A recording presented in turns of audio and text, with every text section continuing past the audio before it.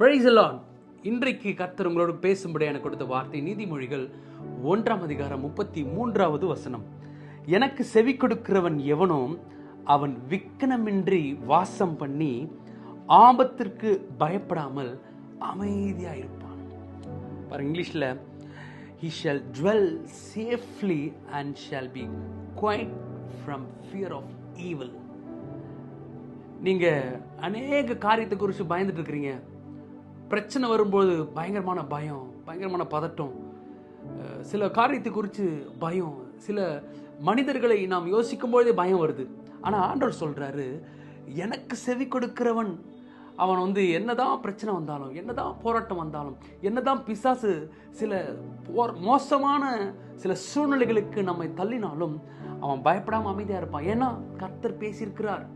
இன்றைக்கு உங்களுக்கு பிரச்சனைகள் மத்தியிலே, அலைகளின் மத்தியிலே, போராட்டத்தின் மத்தியிலே உங்க இருதயம் சாந்தமா இருக்கணும், அமைதலா இருக்கணும்.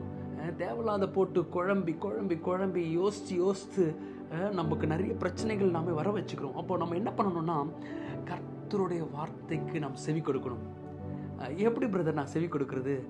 டெய்லி தினந்தோறும் இந்த வேத புஸ்தகத்தை நாம் படிக்கும் பொழுது, தேவனுக்கென்று நாம் சில நேரத்தை நாம் டெய்லி ஒதுக்கும் பொழுது ஆண்டவர் நம்மோடு கூட இந்த பைபிள் மூலமா பேசுவாரு, ஜபத்தின் மூலமா பேசுவாரு.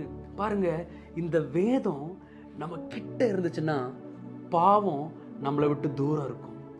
பாவம் நம்ம கிட்ட இருந்துச்சுன்னா இந்த வேதம் நம்ம கிட்ட இருந்து தூரமா இருக்குதுன்னு அர்த்தம்.